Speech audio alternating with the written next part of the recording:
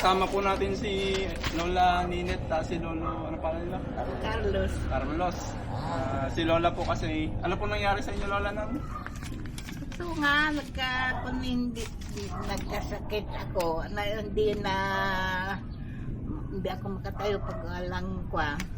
Buti binigyan nga ako ni Joey ng ganito. Na-stroke po ba kayo nun? Hindi, noong pala nagpapadoktor ako noon meron. Ngayon, ang alam ko, Raymond, hindi ko na ako nagpapatingin. Ay, rayuma po yung pinakasakit nyo? Hindi po stroke? Hindi naman.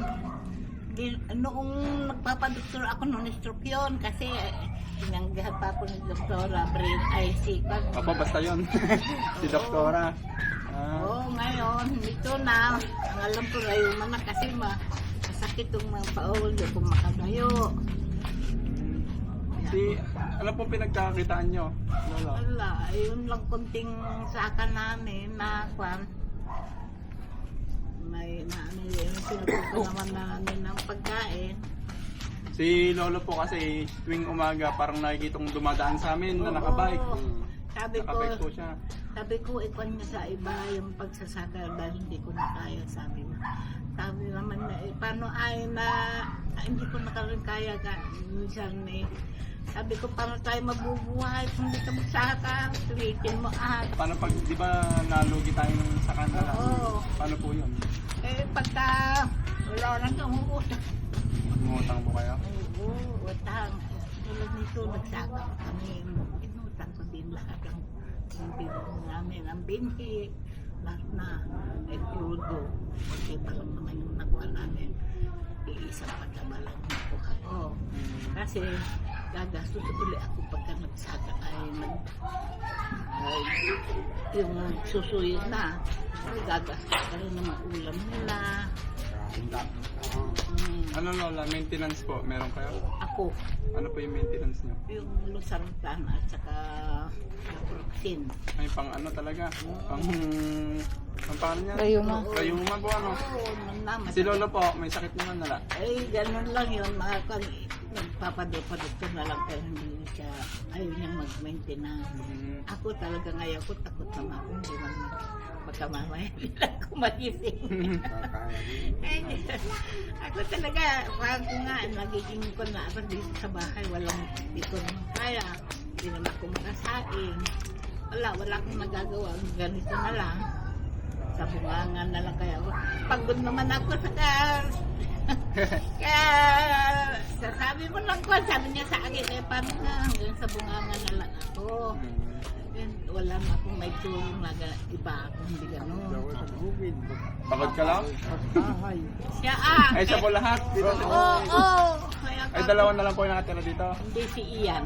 Kasama niya si Kuya niya. Oo, siyang tagaluto naman namin. Opo. Buti nga nito, ay dahil nung nakaraan, maglaba ako, walang maglalaba sa amin. Kami maghahanap kami maglalaban ganyan. Pagka nakalaban naman na kami, nahigaan na ako para kung lalagnatin. Ay, naglalaba po ba kayo? Noon. Ay, dati? Oo, ngayon sabi ko sa anak ko, anak, wala, mamamatay na ako, hindi ko na kayang maglaba ako. Kaya magpunta dito, biniraan ako ng washing machine kasi nasira nga yung washing machine namin. Kaya ngayon, si Ian ang naglalaba. Siya po yung kinakasama niya. Oo. Meron po akong may bibigay po ako. Wait lang po, kunin ko lang po. Ay, go.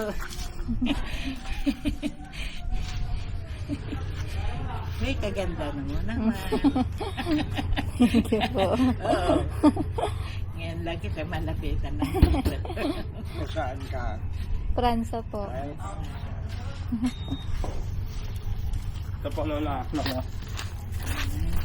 Thank you. Ayan po. Thank you naman.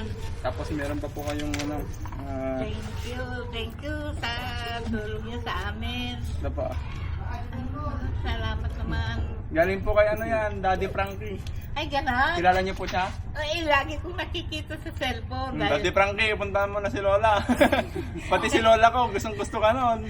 Kaya ako lagi lalo, kong parang nakikita. na-motivate magganto. At napapanood din namin si Daddy Frankie. Oo, pagka nagtitingin ako, pag ang Daddy Frankie na naman, nakakahiya ka kung magsulat sa kanya. Malalaman ang buong mundo na. Ay, ako, yung mga isang pinsan ko sa Isabela, nakasabi, Lena, kasi yung litrato ko, pinost naman kasi ni Michelle, sa kwan, hindi naman ako yun, hindi ako ang naglagay doon. Si Michelle nandito pa. Eh ngayon, hindi gano'n na lang, wala nang kasunod yun. Kaya yung ibang kamag-ano ko sabi na, kumusta ka na Ating? Merong nakalay doon, kumusta ka na Ating? Kako hindi ko naman sinasagot yun. Eh, ito naman po Lola.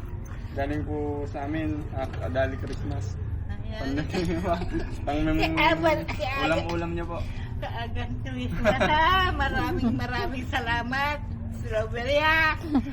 Sige po, thank you po. Oo. Thank you so much po kay Daddy Frankie. Ay, ganun ba? Ito po yung 1,000 sa kato. Saan niya po? Ay, Thank you so much. maraming salamat po, Daddy Frankie. Nandito kami. Maraming salamat po sa bigyan ninyo sa amin. Ay, nahiya naman ako siguro kung latag ko si Daddy Frankie, pupuntahan ako. Makapuntahan ka nun. Sabi ko naman, wag na nakakahiyas. Buong Pilipinas, hindi lang dito ako. Ayaw ko. Ay, nakakako. Nilagay-lagay pa yung litrato ko doon. Ay, Diyos ko ka. Ayan po, malalagay din po Makikita sa po ulit video. kayo. Aba, nakakahiya na. Hindi po. Parang namamalimos na. Hindi po, bigay naman po, hindi naman po kayong humingi. Daddy Kumusta Frankie, salamat po sa tulong niyo sa amin. Maraming salamat po. Naalala po niyo kami. Kung hindi naman makalakad ang pagwala ito, hindi na ako makatayo. Hindi ko naman kaya tumayong mag-isa. Dito na lang ako nakaupo, pero bang ito, kakatayo, meron akong hawak. Kaya nakakad ako ng konti. Wala naman po. Hanap buhay. Sabi ko, kung hindi ka magsasaka, hindi na tayo mabubuhay. Anong kakainin na? Sa pagkain naman namin. Yung mga tumutulong sa amin. Tapos ng amin. Kakakunin sila ng ibibilad nilang ilan yung mga tumutulong. Ilang taon na po ba kayong ganyan, Lola? Ay ko ako magpagal na itong ganito anak. Kaya lang tulong malala na. Talagang hindi ako, nakahiga lang ako noon. Hanggang na lang po, Lola. Maraming salamat. Sige po, Lola. Maraming salamat sa inyo. Sige po. Thank you po. Bakit nakita ba kayo? Kaya ano, Hindi po, tumawag lang po. Nagbigay siya ng 10,000 sa akin para ibigay daw sa mga nangangailangan. Eh, napili ko po kayo. Noon ko pa po kayo gustong ano lang po ako ng Sabihin mo. Ayun po. Maraming salamat, Daddy Frankie. Isa kayo sa tumulong sa amin. Salamat po. Thank you so much po. God bless, Daddy Frankie. Sige po, ganun po. Maraming Thank you so much. salamat. Sige po. Pagaling ka pa, Lola. Para lumaki ka pa.